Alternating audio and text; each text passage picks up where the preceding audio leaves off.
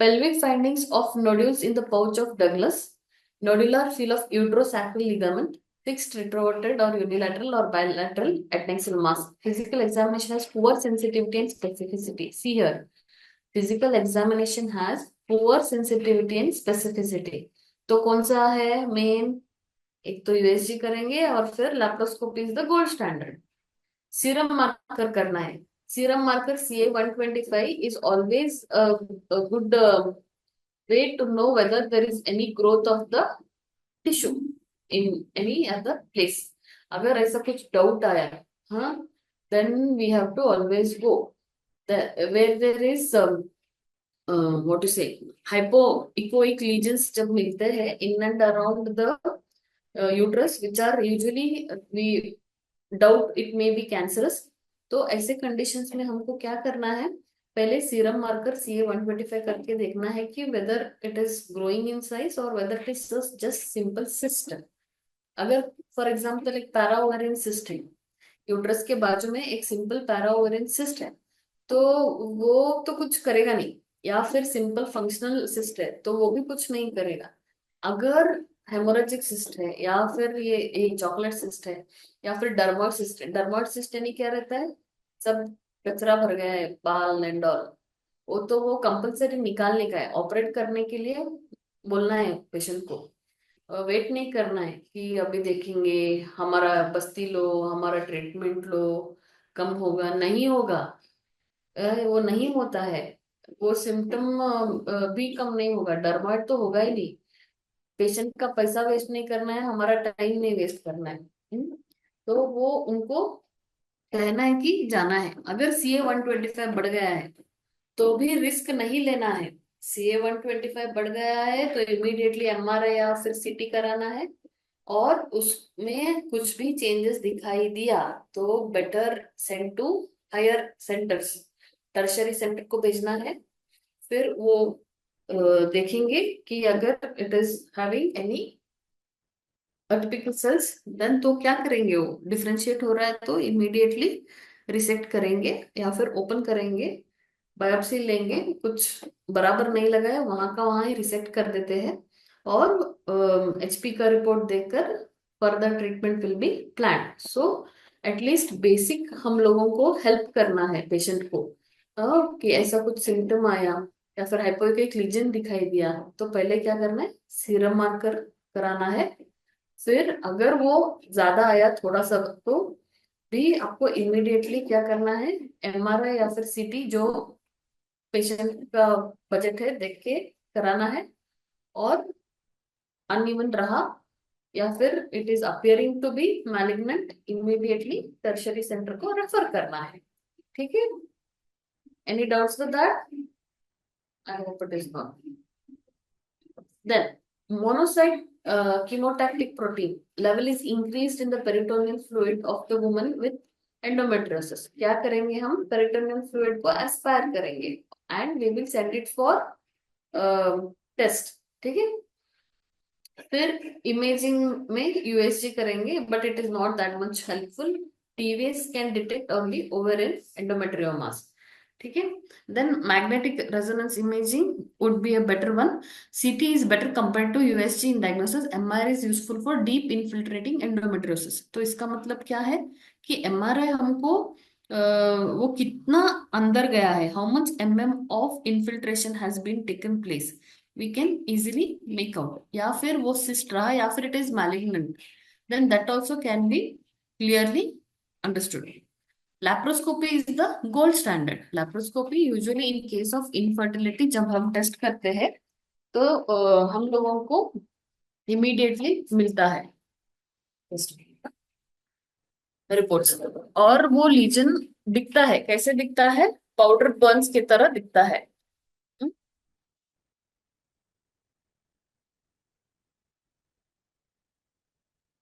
Okay. Then coming to other benefits of double puncture laparoscopy by laparotomy. इसमें क्या करते हैं? Double puncture laparoscopy is like दो तरफ से ये करेंगे या फिर लैप्रोटोमी तो बेस्ट है.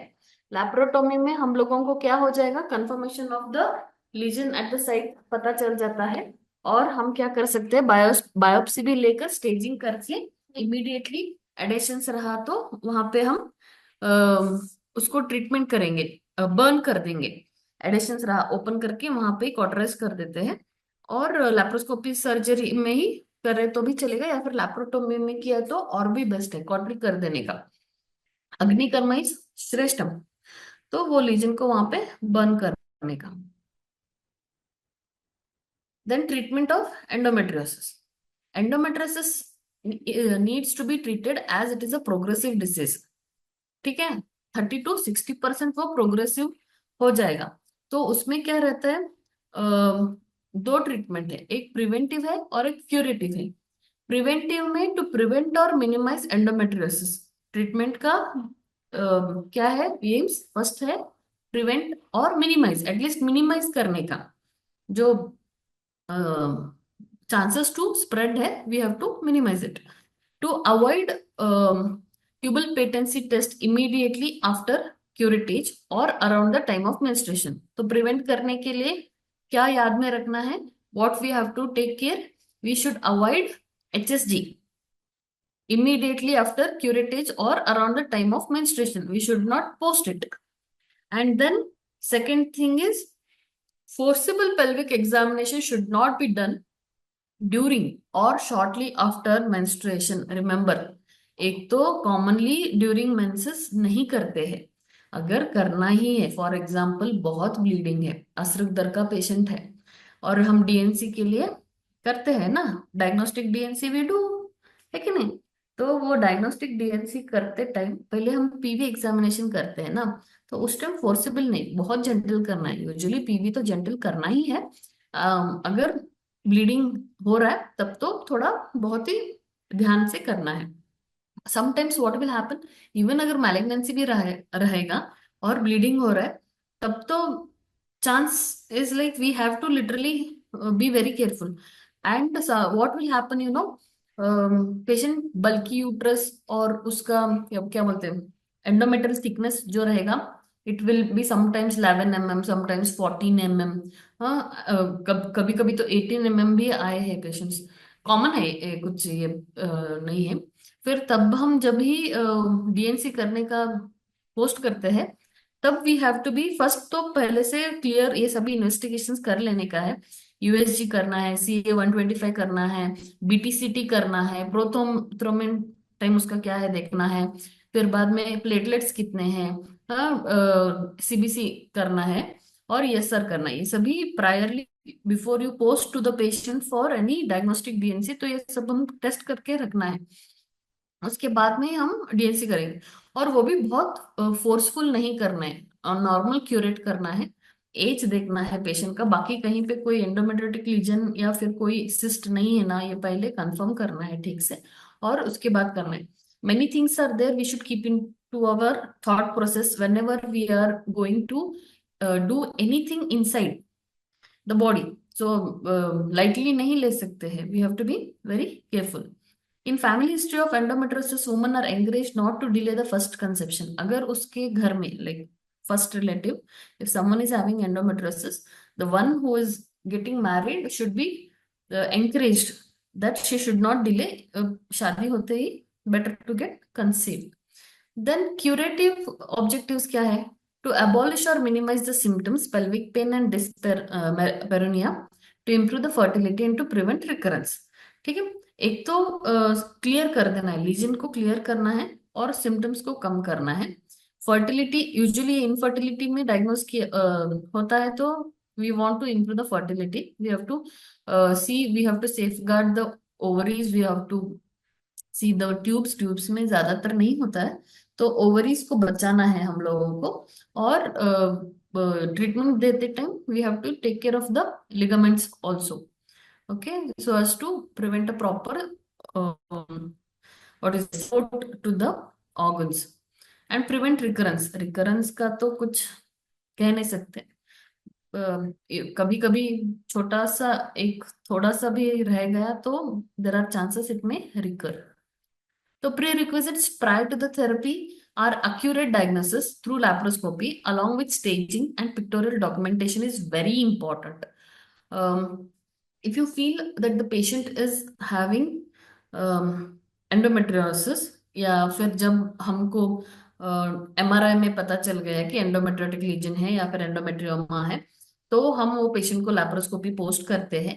तो तब उनको एक्यूरेटली उसको कितना है, what is the size, how many lesions are visible, कहाँ तक स्प्रेड है, वो ठीक से स्टेजिंग और उसका एक डायग्राम बना के रखना है। रिटर्न डायग्राम बनाएंगे तो बहुत अच्छा है, so that whenever you are going to treat that patient even in further sittings, then you can understand where was the lesion. So that is very important. Then treatment options for pelvic endometriosis is like expectant management is only observed. Like अगर कुछ ज्यादा symptom नहीं है, उसको कुछ problem नहीं है और वो सिस्ट ब्लीड नहीं हो रहा है, तो उसको वहीं पे छोड़ देते हैं या फिर लैप्रोस्कोपी में बर्न करते हैं, वहां पे छोड़ देते हैं। One is expectant management, just to observe. Then medical therapy में आएगा हार्मोन्स एंड अदर्स, सर्जरी में कंजर्वेटिव, डेफिनेटिव, कंबाइंड में मेडिकल एंड सर्जिकल। तो डिटर्मिनेंट्स ऑफ ट्रीटमेंट ऑप्शंस में एज ऑफ द पेशेंट देखना है, whether she is in reproductive age और she is like nearing to menopause, perimenopause में है, वो हमको देखना है। अगर वो मेनोपॉज है तो ये सिम्टम्स आएंगे ही नहीं। सो रिप्रोडक्टिव है या पेरीमेनोपॉजल में है, ये हमको देखना है। Size and extent of the lesion, कितने लीजन्स है, सीवियरिटी ऑफ द सिम्टम्स कैसा है, डिस्पेरोनिया कैसा है, डिस्मेनोरिया कैसा है, हाँ, इनफर्टिलिटी कितने सालों से है, this all we have to think. Location of the disease, कहाँ पे लीजन है, results of the previous therapy, और फर्टिलिटी को मेंटेन करने के लिए we have to keep in our thought थॉट प्रोसेस। तो हार्मोन्स इसमें कौन से यूज होते हैं, drugs like combined estrogen progesterone pill, that is OCP, 1 to 2 tablets for 6 to 9 months, pseudo pregnancy create हो जाएगा। उससे क्या होता है, shrinking, main intention is to shrink the lesion. Progestogens में medroxyprogesterone acetate 10 mg thrice daily for 6 to 9 months, dydrogesterone 10 to 20 mg daily 6 to 9 months, और norethisterone 10 to 30 mg daily 6 to 9 months as a pseudo pregnancy. और IM देंगे medroxyprogesterone का 150 mg 3 months interval 2 बार, और लेवोनाजेस्ट्रोल का IUCD, ये जो common है डिपोवेरा जो हम देखते हैं, आईयूसीडी को इंसर्ट करके छोड़ देते हैं। This creates pseudo pregnancy. और डानाजोल देंगे, 400 एडिशन ज्यादा है और ब्लीडिंग है तो उसको डानाजोल देंगे 400 mg to 800 mg orally in 4 divided doses for 6 to 9 months। इससे क्या होगा, सूडो मेनोपॉज आ जाएगा। ऑल एवरीथिंग, जीएनआरएस भी वो नहीं काम करेगा और ओवेरियन स्टेरोडोजेनेसिस भी वो सप्रेस करेगा। जेस्ट्रोनॉन क्या करेगा, 1.25 और 2.5 mg twice a week for 6 to 9 months, pseudo menopause. This one danazol and gestrinone work almost similarly. GnRH analogues देंगे तो मेडिकल ओवेरेक्टोमी होगा, दैट इज स्टेरोडोजेनेसिस नहीं होगा। तो वो जीएनआरएच सीधा ऊपर से ही उसको स्टॉप करेगा, तो वो एफएसएच भी नहीं आएगा और स्टेरोडोजेनेसिस होगा ही नहीं। Then surgical management of endometriosis में आता है इंडिकेशंस, उसमें पहले है आता है कि दो है, one is conservative and definitive. तो इंडिकेशंस कहाँ पे है, endometriosis with severe symptoms unresponsive to hormone therapy. अभी पहले पेशेंट आएगा, एंडोमेट्रोसिस डायग्नोस किया है, लीजन हम देख रहे हैं और उसको फर्टिलिटी चाहिए क्या नहीं, उसके हिसाब से पहले उनको क्या बोलेंगे हम कि first we will give you the treatment in related to hormone, और we can just see if there are too much of additions. See, sometimes what will happen, there are also conditions like we will post the patient to lapro, okay, then we will open, हम जब lapro करते हैं बहुत additions है तो we will close it, we will not touch, we will not disturb। ऐसे बहुत से बार होता है, अगर बहुत एडिशंस है तो वी शुड नॉट लिटरली हाँ ये कट करेंगे वहां जाएंगे, no don't, because we don't know in adhesions how many nerves, how many veins, arteries सब पास हो रहे हैं, नहीं दिखेगा एडिशंस में। तो what we do, we try to reduce the adhesions. Danazol is a drug of choice, तो क्या करेंगे, हम डेनाजोल देंगे एंड फिर 4 महीने 6 महीने के बाद फिर we will post, and then we will see whether the additions are little shrunk, and then we try to invade and see for the lesions। ठीक है, तो नेक्स्ट आएगा हार्मोन थेरेपी अगर देने के बाद वो थोड़ा सा एडिशन थोड़ा कम होने के बाद पूरा रिजॉल्व नहीं हुआ है इनफर्टिलिटी जैसे पेशेंट्स में, तो हमको वो रीओपन करके we have to try to check for the lesions and try to ablate it, or what we say called RIT. Severe and deeply infiltrating endometriosis to correct the distortion of pelvic anatomy. हाँ, अगर बहुत ही deep है and severely है, deep है is main important because penetration causes the more symptoms of endometriotic lesion. Endometriomas of more than 1 centimeter रहा तो भी it is always advisable to go for a surgical intervention. It may be conservative or definitive.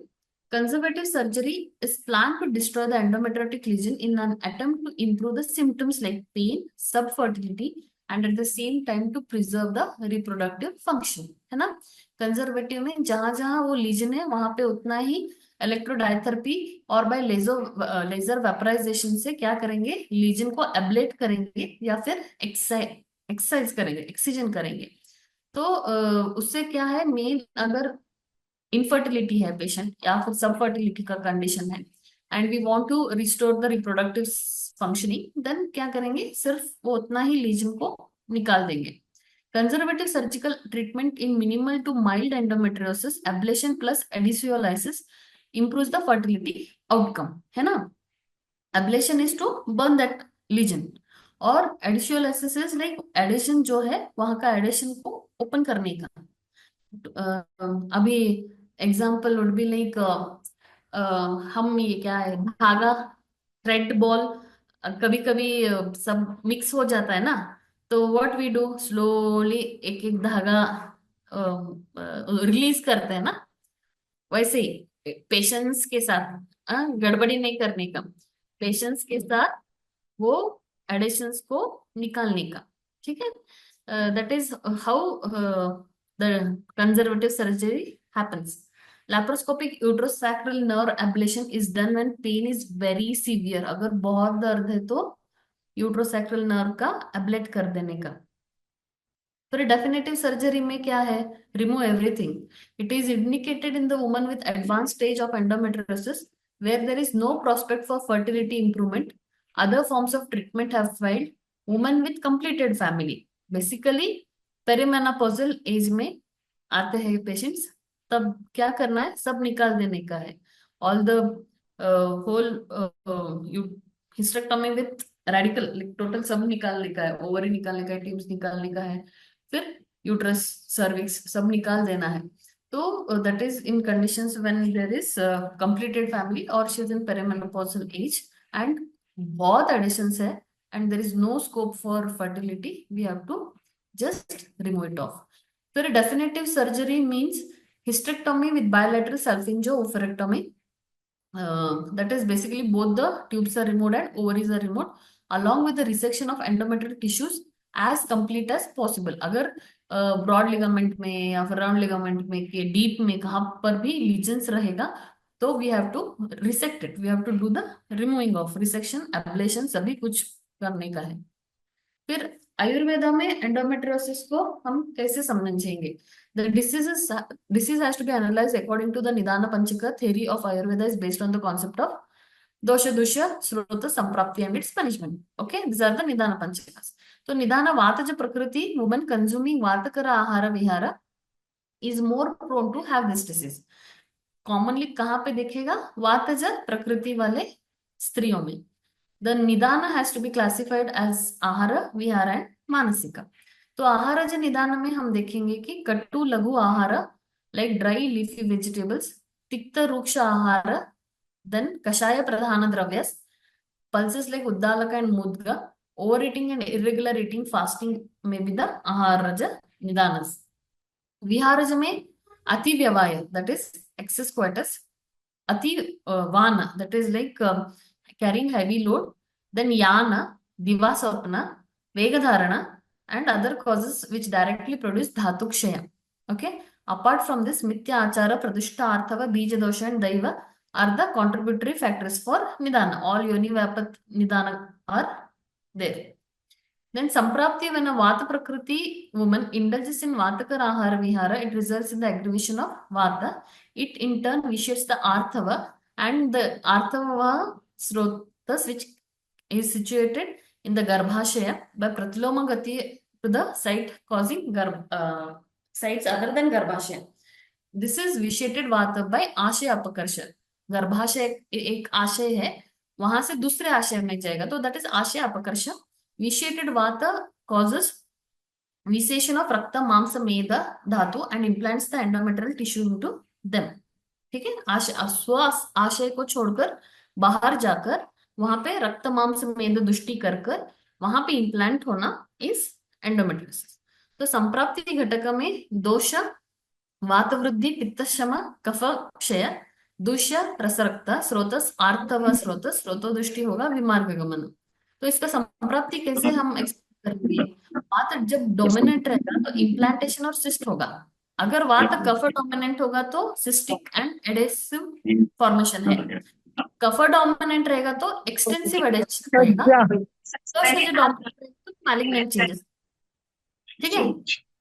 The involvement, the explanation of the extent of the spread. हाँ Mic on, please. चालाक है, बोल रहा artificial. Priyanka, बचा दिया, आई मना किए. mic off. Chocolate. Then रूपा में आएगा symptoms like pricking pain in the yoni, stiffness, sensation of the creeping of ants. This is basically the वातज योनि व्यापर.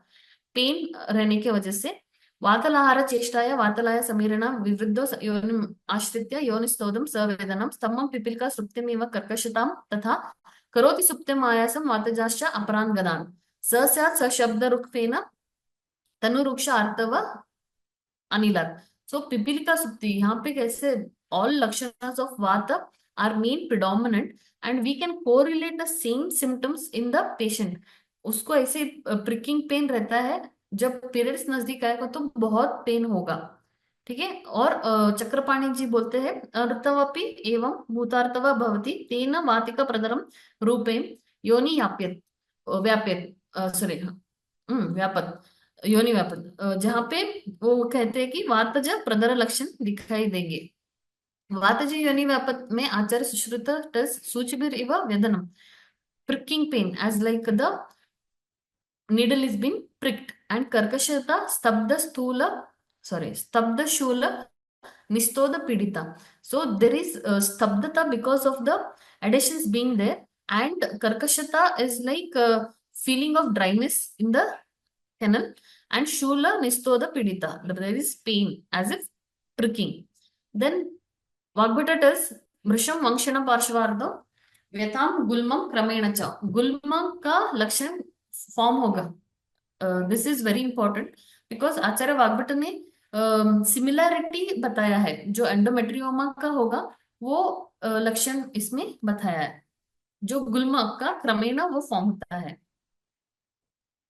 टू एक्सप्लेन डिस्पेरोनिया, अगर हम अंडरस्टैंड करेंगे एंडोमेट्रियोसिस में डिस्पेरोनिया भी है, तो one has to consider paripluta yoni vyapat along with vatala yoni vyapat.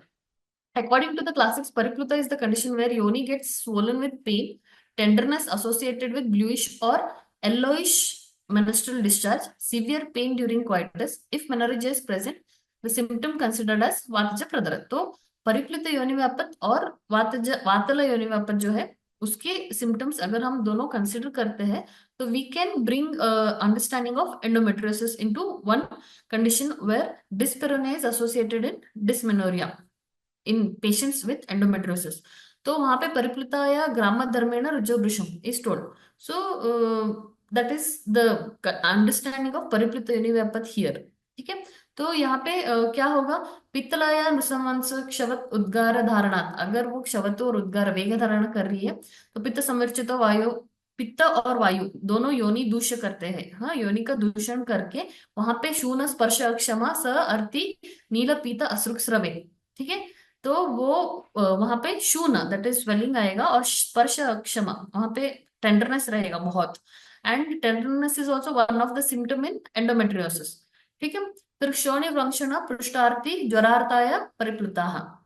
Infection हो गया, अगर वहां पे कंटिन्यूअसली वहां पे कंजेशन होकर इन्फेक्शन हो गया तो ज्वर आएगा और इन्फ्लेमेशन रहेगा। Inflammation is also one of the symptom there, तो वहां पे ज्वर आएगा। So that is also understood here. फिर बस्ति कोक्षी गुरु अथवा अतिसार अरोचक, द लक्षणास of involvement of basti and guda, that is rectum and bladder, is also seen. So these two can be merged. Ayurvedic management जितना होगा बोलेंगे, लेस देन 1 मिनट दिखा रहा है। I share the PPT what is being there, so you can go through. Endometriosis cannot be correlated to any one single disease in Ayurveda. निदान पंचक, जो निदान है उसके हिसाब से वात है या कफ प्रधान है या कफ अनुबंधी है, उसके हिसाब से वात कफ हर चिकित्सा बताया है। And the modalities involved would be Shodhana, Shamana, Rakta